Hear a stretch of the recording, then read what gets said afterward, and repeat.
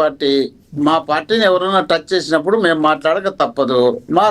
మమ్మల్ని గురించి పదే పదే తెల్లవారితే పొద్దు గూకేదాకా మూడు పార్టీలకు సంబంధించి ఎక్కడన్నా మాట్లాడు, పిల్లోళ్ళ నుండి పెద్దోళ్ళ వరకు, అంటే జాతీయ అధ్యక్షుడి నుండి రాష్ట్ర స్థాయిలో వార్డు మెంబర్ గ్రామ స్థాయిలో ఉన్నటువంటి వ్యక్తులు కూడా జగన్మోహన్ రెడ్డి గారి గురించే మాట్లాడుతుంటారు. అట్లాంటప్పుడు మేము మాట్లాడాల్సినట్టు మేము మాట్లాడతాం, కానీ మాకు వాళ్ళ పార్టీలో పొత్తులు పెట్టుకుంటారా, వాళ్ళ పార్టీలో కొట్లాడుకుంటారా, వాళ్ళ పార్టీలో బయటికి పోతారా, వాళ్ళ పార్టీలో వాళ్ళు ఎక్కడెక్కడ కొట్టుకుంటున్నారు, ఎక్కడెక్కడ తిట్టుకుంటున్నారు, ఎక్కడెక్కడ ఇన్కమ్కు గలాట పడుతున్నారు, ఎక్కడెక్కడ వాళ్ళ పార్టీకి సంబంధించినటువంటి ఎమ్మెల్యేలు రేప్ కేసుల్లో ఇరుక్కుంటున్నారు, ఆ ఇరుక్కున్న దాంట్లో ఎక్కడ ఎన్నికేసుకొస్తున్నారు, ఎక్కడ మాట్లాడుకున్నారు, వాళ్ళ ఇష్టం. అది ప్రజలు చూస్తున్నారు, ప్రజలు నిర్ణయిస్తారు, నిర్ణయించిన తర్వాత తీర్పిస్తారు.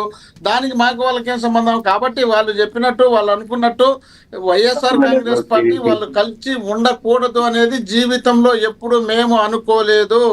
వాళ్ళు కలిసి ఉండాలి. వాళ్ళు కలిసి ఉన్నప్పుడు ఆంధ్రప్రదేశ్లో వైఎస్ఆర్ కాంగ్రెస్ పార్టీ గెలవాలి. గెలిచినప్పుడే మేము శభాష్ అనిపించుకుంటాం తప్ప వాళ్ళు ముగ్గురు గెలిచినారు, నలుగురు గెలిచినారు, డబ్బులు పంచినారు, అరే వాళ్ళు ఇంత సీనియారిటీ ఉన్నటువంటి వ్యక్తులు, 17 సంవత్సరాలు ముఖ్యమంత్రిగా పనిచేసినటువంటి వ్యక్తి, బ్రహ్మాండమైనటువంటి సీనియర్ స్టార్గా ఉన్నటువంటి వ్యక్తి, కేంద్రంలో 15 సంవత్సరాలుగా దాదాపు ప్రధానమంత్రిగా పనిచేస్తున్నటువంటి వ్యక్తి, ఇంతమంది కలిసి మా మీద పోటీ చేయడానికి వాళ్ళు ధైర్యం చేయలేక వాళ్ళు ఇష్టం వచ్చినట్టు మా మీద అటాక్ చేసే కార్యక్రమం చేస్తున్నారు తప్ప వాళ్ళు సింగిల్గా మేము పోటీ చేస్తామనే ఆలోచన రాలేదంటే మేము బలంగా ఉన్నామనే కదా. ఆంధ్రప్రదేశ్లో మా బలాన్ని తట్టుకోలేమనే కదా వాళ్ళు కలిసి రావాలనుకుంటున్నది. వాళ్ళు స్వయంగా ఎన్నికల ముందు వాళ్ళ నాయకులే చెప్పినారు కదా. కుప్పంలో చంద్రబాబు నాయుడు గారు ఏమన్నారు, వన్ సైడ్లో అవుతుందని చంద్రబాబు నాయుడు గారు అన్నారు. పవన్ కళ్యాణ్ గారు ఏమన్నారు, జగన్మోహన్ రెడ్డి గారిని తగలాలంటే సింగిల్గా మాతో కాదని చెప్పినారు. వీళ్ళందరూ కలిసి వచ్చినది ఎందుకు? జగన్మోహన్ రెడ్డి గారు బలంగా ఉన్నారు కాబట్టి, జగన్మోహన్ రెడ్డి గారిని ఎదుర్కోవాలంటే కష్టం అవుతుంది కాబట్టి, కష్టమైనప్పుడు మనం అందరం కలిసిపోతే బాగుంటుందనే ఆలోచనలో చూసినారు. వీళ్ళందరూ కలిసినందుకు ప్రజలు కూడా ఒకవేళ ఇండైరెక్టా డైరెక్టా వాళ్ళకు తీర్పు ఇచ్చినా కూడా ఇప్పుడు అధికారంలోకి వచ్చిన తర్వాత ప్రజలు గమనిస్తున్నారు కదా. ముగ్గురు కలిసి వచ్చినారు.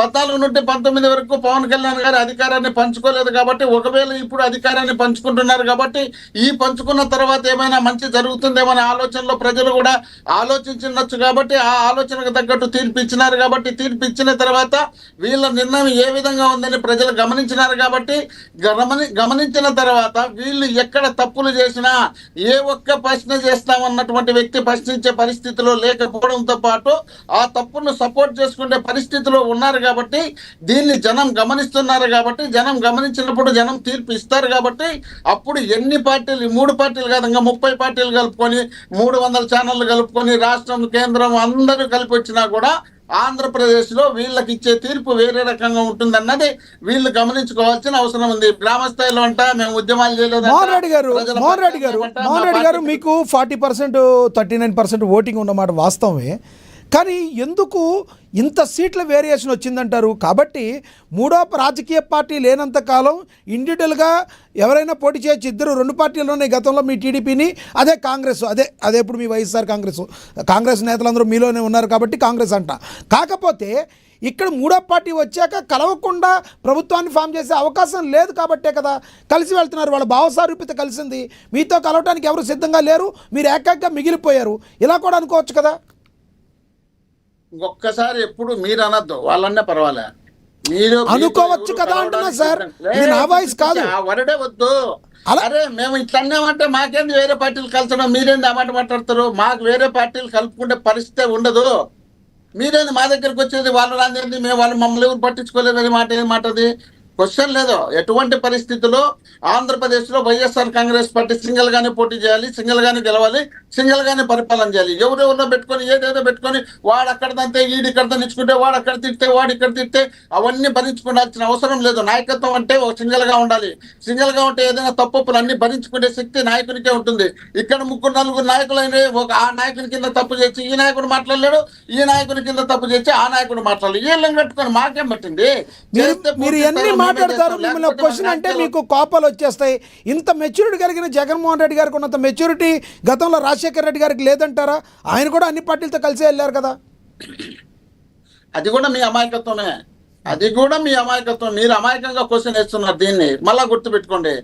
రాష్ట్రంలో రాజశేఖర రెడ్డి గారు ఇక్కడ చంద్రబాబు నాయుడు గారు ముఖ్యమంత్రిగా ఉన్నప్పుడు అవకాశవాదిగా చంద్రబాబు నాయుడు గారు నడుచుకొని ఇక్కడ వచ్చినాడు కాబట్టి 95లో మామందించి 99లో ఓడిపోయే టైంలో బీజేపీతో పొత్తు పెట్టుకొని గెలిచినాడు కాబట్టి గెలిచిన తర్వాత అప్పుడు అధికారంలోకి రావాల్సినటువంటి కాంగ్రెస్ పార్టీ రాజశేఖర రెడ్డి గారి నాయకత్వంలో రాలేదు కాబట్టి రాకుండా ఉన్న తర్వాత రాష్ట్రంలో ఉన్నటువంటి ప్రజలతో మనం మరింత దగ్గరగా ఉండాలనే ఉద్దేశంలో భాగంగా రాజశేఖర రెడ్డి గారు పాదయాత్ర చేపట్టి రంగారెడ్డి జిల్లా చేవెళ్ల నుండి శ్రీకాకుళం జిల్లా ఇచ్చాపురం వరకు పాదయాత్ర ప్రజల పక్షాన నిలబడి ప్రజల్లో బ్రహ్మాండమైనటువంటి క్రేజ్ పెంచుకొని ఖచ్చితంగా సీఎం అవుతాడని నిర్ణయించున్న తర్వాత అక్కడ తెలంగాణలో టీఆర్ఎస్ పార్టీ పుట్టిన తర్వాత ఆ పార్టీ కొంచెం రైజ్ అయిన తర్వాత ఆ ప్రాంతానికి సంబంధించినటువంటి తెలంగాణకు సంబంధించినటువంటి సీనియర్ కాంగ్రెస్ నాయకులందరూ రాజశేఖర రెడ్డి గారి సింగిల్ గా లీడర్షిప్ పెరిగిపోతుంది, రాజశేఖర రెడ్డి గారి లీడ్ తగ్గించాలంటే ఏదో విధమైనటువంటి పొత్తు అవకాశం తీసుకోవాలి. ఈ అవకాశం మనకు కేంద్రంలో సపోర్ట్ ఉంది. మీ అభిప్రాయం అర్థమైంది. ఒక్క నిమిషం. 99లో రాజశేఖర రెడ్డి గారు ఇట్టే సింగిల్ గా పోయి ఓడిపోవడం జరిగింది. 2004లో మళ్ళీ ఇట్టే పోతే ఓడిపోయే పరిస్థితి వచ్చే మనకి ఇబ్బంది జరుగుతుంది. కాబట్టి ఖచ్చితంగా పొత్తు కావాలి అన్నప్పుడు రాజశేఖర రెడ్డి గారు సరే వాళ్ళ ఇష్టం అంత చెప్పినప్పుడు కాదనే ఉద్దేశంలో భాగంగా పొత్తు పెట్టుకున్న మెజార్టీ సీట్లు కాంగ్రెస్ పార్టీకి వచ్చిన తర్వాత మళ్ళీ 2009 ఎన్నికలప్పుడు వీళ్ళందరూ కలిసి మళ్ళీ కలిసి పోవాలని అడిగితే అప్పుడు కారణాలు చెప్తున్నారు సార్. కారణాలు ఎవరికైనా ఉంటాయి, మీ కారణాలు మీకు ఉంటాయి. సరే మోహన్ రెడ్డి గారు మీకు ఇస్తాను. మళ్ళీ వాళ్ళు కూడా మాట్లాడాక మీకు దాని గురించి ఇంకేం మాట్లాడతారో మీకు ఐడియా వస్తుంది. ఎందుకంటే మీరు కూడా అన్నారు ఈ సబ్జెక్టు కాదు. ఒక్కసారి వినండి, తర్వాత మాట్లాడతారు. బట్ట కాల్చి మకాన్ వేయడం కాదు, అది తుడుచుకోవాలి కదా. కొంచెం తుడుచుకుంటాను ఉన్నట్టు చెప్తా.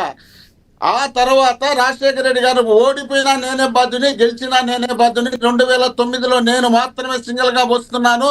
ఇక్కడ ఏం జరిగినా రాజశేఖర రెడ్డి గారు ఎన్నికలకు వచ్చి సింగిల్ గా గెలిచినారు సార్.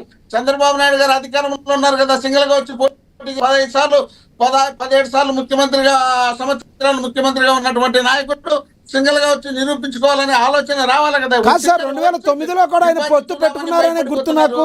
2009లో సింగిల్ గా వెళ్ళలేదే ఎవరు? రాజశేఖర రెడ్డి గారు. ఏం మాట్లాడుతున్నారు మొత్తం వాళ్ళందరూ కలిసిపోయారు.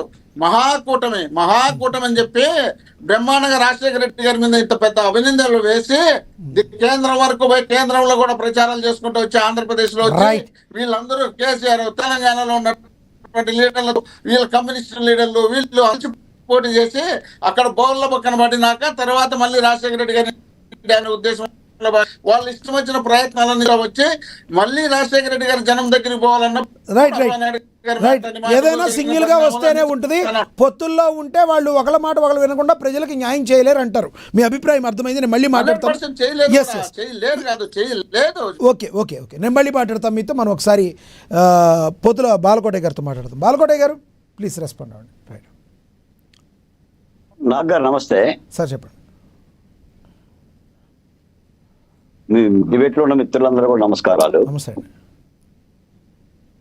కేంద్రంలో ఇప్పుడున్న ప్రభుత్వం ఏంటి నాగ్ గారు? ఎన్డీఏనా బీజేపీనా? ఎన్డీఏ ఉంది. అంటే so many parties in there. UPA ప్రభుత్వం 2 సార్లు ఈ దేశాన్ని పరిపాలించింది. నేషనల్ ఫ్రంట్ ఈ దేశాన్ని పరిపాలించింది. పొత్తులు రాజకీయ ధర్మం.